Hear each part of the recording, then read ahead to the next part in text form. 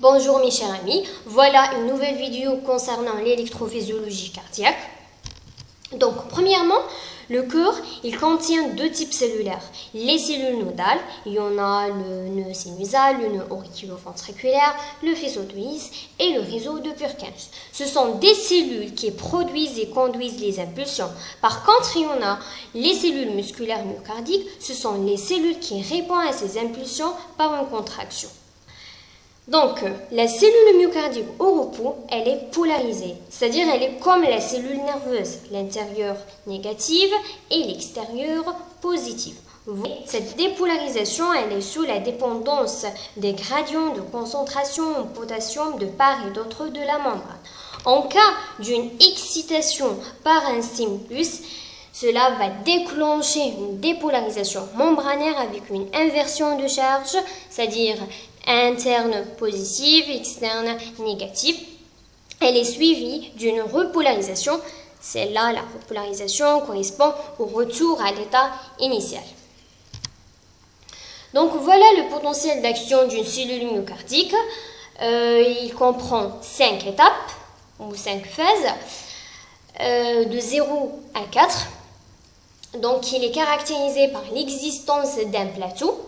Voilà le plateau qui caractérise le potentiel d'action d'une cellule myocardique. Et son potentiel de repos, il est environ moins 90 mV.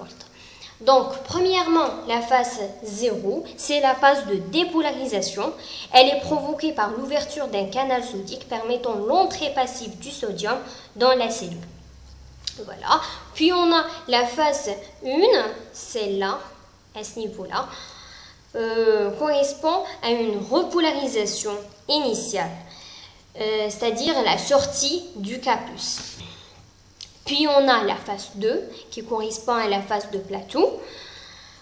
Pendant cette phase, on a l'entrée passive et lente de calcium accompagnée de sodium pour maintenir un certain degré de dépolarisation cellulaire. Puis on a la phase 3, c'est la phase de repolarisation, correspond à la sortie des ions K+, et la fermeture des canaux sodiques. Puis on a la dernière phase, c'est la phase 4. Voilà la phase 4 aussi là, c'est la dernière phase. Donc, les phénomènes précédents pouvant entraîner un appauvrissement de la cellule en K+, et son enrichissement en Na+, c'est-à-dire les phénomènes 0 à 3.